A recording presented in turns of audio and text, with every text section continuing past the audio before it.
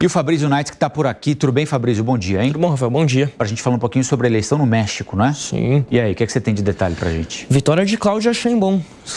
Sem surpresa nenhuma, ela já era favorita nas pesquisas divulgadas ao longo das últimas semanas. E ela venceu realmente com uma ampla vantagem, cerca de 60% dos votos, contra ali 28% da segunda colocada, Xochitl Gálvez. Os mexicanos, quando foram às urnas ontem, no domingo, já sabiam que eles iam acabar elegendo a primeira presidente mulher da história do país. As duas eram, de longe, ali as mais bem indicadas nas pesquisas e o resultado acabou realmente sendo confirmado. Candidata do governo, Cláudia Sheinbaum, indicada pelo atual presidente Andrés Manuel López Obrador. Ela foi prefeita da Cidade do México, tem 61 anos, é formada em física e está agora assumindo aí o país para os próximos 6 anos. Ela entra no cargo oficialmente em 1º de outubro.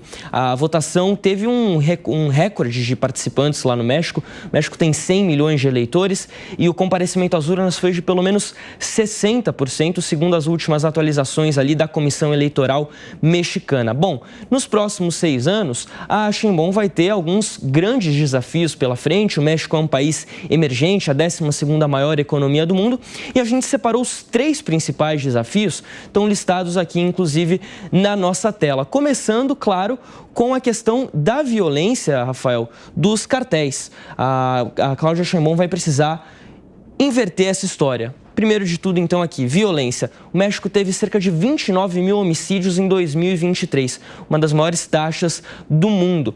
A Cláudia Sheinbaum tem um recorde bom como prefeita da Cidade do México. Ela cortou em 50% a taxa de homicídios na capital mexicana. Só que o México é um país dominado por 2 gangues, 2 cartéis muito violentos. O cartel de Sinaloa e o cartel de Jalisco. Esses cartéis, além de brigarem entre si por território, terem ali uma competição interna, eles também formam uma espécie de poder paralelo em diversas regiões do país e isso, claro, afeta ali todas as possibilidades de um presidente conseguir governar da maneira que é necessária. Ela promete acabar com a impunidade no país. Como que ela vai fazer isso? Primeiro reforçando, segundo a promessa, reforçando o sistema judiciário, atuando com mais inteligência nas polícias e realizando uma verdadeira reforma judicial. Os homicídios que eu falei aqui, 29.675 em 2023, estão em queda há 3 anos e pela primeira vez desde 2018 estão abaixo de 30 mil. Ela quer cortar a taxa de homicídios para cada 100 mil habitantes para o mesmo índice do Brasil, ali de cerca de 19 homicídios. Falando de economia, a economia do México até que vai bem, mas poderia ir melhor. Por quê? O presidente López Obrador, que teve uma grande aprovação popular, ele tirou quase 9 milhões de pessoas da pobreza, dobrou o salário mínimo, reduziu o desemprego, só que a economia cresce a passos lentos, o chamado PIBinho. Nos últimos 6 anos, a média de crescimento foi de 0,8% e a projeção para 2025 é de crescer 1,5%. Não é um crescimento muito grande para uma candidata que queria manter e ampliar os programas sociais. Então, ela já está falando disso também. As promessas são de tentar levar as empresas mais ao norte do país, ali para a região de Monterrey, mais próximo da fronteira dos Estados Unidos, e aquecer novamente o mercado interno. Também vai precisar lidar com o problema da Pemex, que é a estatal petroleira lá do México, que está com uma dívida muito grande e está com uma baixa na produção. E finalizando, claro, as relações com os Estados Unidos. Em novembro tem eleições por lá. O ex-presidente Donald Trump é o favorito e ele já anunciou o seguinte: se for eleito, ele vai taxar em 100% os veículos chineses produzidos no México que são depois exportados para os Estados Unidos. Isso vai ter uma consequência econômica muito forte para o México caso aconteça. Mas o principal destaque, claro, fica por conta da migração. 2,5 milhões de pessoas atravessam ilegalmente a fronteira entre México e Estados Unidos e 1/3 desse número são de mexicanos. Então vai ser necessário um alinhamento muito grande entre os 2 governos para diminuir, para conter essa grande taxa de imigração ilegal. E claro que para a presidente mexicana Cláudia Sheinbaum vai ser muito mais interessante se ela conseguir negociar com Joe Biden, democrata, que é mais aliado ao México do que o Donald Trump, que tem uma política mais isolacionista e muito mais forte no que diz respeito à migração ilegal, Rafael. Vamos ouvir um pouquinho dos nossos comentaristas, a Amanda Klein e o Beraldo, Cristiano Beraldo, para a gente entender um pouquinho dos desafios da próxima presidente, a primeira mulher eleita na história do México. Um país territorialmente muito extenso, populoso, uma economia riquíssima, mas a riqueza mal distribuída, com desafios enormes, como o Fabrício enumerou, elencou alguns deles aqui para a gente, muitos parecidos com os nossos, né? A degradação institucional provocada pela violência. O que é que chama a sua atenção, Amanda?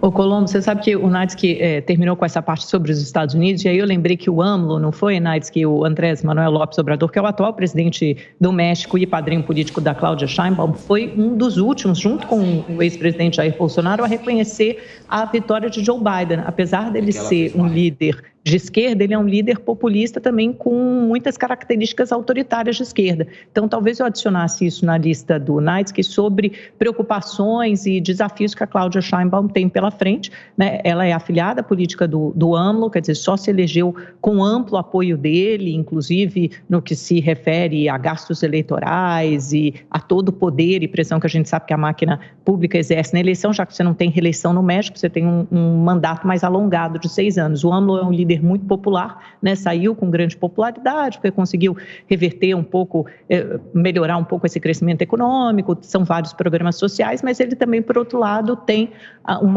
propostas de reforma constitucional que são bastante polêmicas, que visam, por exemplo, mudar a forma como juízes são indicados, diminuir o número de legisladores, o que aumentaria, por consequência, o poder que o partido dele, o Morena, né, partido fundado, criado por ele, teria sobre o legislativo do México, e também quer exercer, tirar poder do INE, que é como se fosse o TSE de lá, né, a Justiça Eleitoral Mexicana. Então, você tem aí a Cláudia Sheinbaum, mas é uma tecnocrata, uma pessoa muito bem formada, com talvez uma visão mais ampla de mundo. Ela fez pós-graduação na Califórnia, na Universidade de Berkeley, então morou fora, tem filha e irmã que moram nos Estados Unidos. Então, quem sabe ela pode ter uma visão. Eu acho que uma das grandes perguntas, um dos grandes questionamentos é o quanto ela vai se descolar do seu padrinho político, que é efetivamente quem tem a popularidade, quem tem o controle do partido que elegeu, e trilhar uma carreira própria. De qualquer forma, a primeira presidente eleita do México é aí um ponto, um momento histórico. Pois é, a primeira mulher a exercer a presidência do México, eleita com o apoio e graças ao apoio de um grande líder de esquerda populista, um país com graves problemas de segurança pública, com graves problemas de corrupção, desafios enormes, porque os mexicanos querem ir embora do México diante da realidade que enfrentam ali. Por isso, esses números de milhões de pessoas cruzando a fronteira do México com os Estados Unidos de forma ilegal. Essa é uma história que já assistimos no Brasil. Por aqui, acabou muito mal. Vamos ver se no México, talvez, esse diploma de física, essas relações familiares que ela tem nos Estados Unidos, como disse a Amanda, quem sabe isso fará a diferença e levará o México para um caminho diferente que tivemos no Brasil.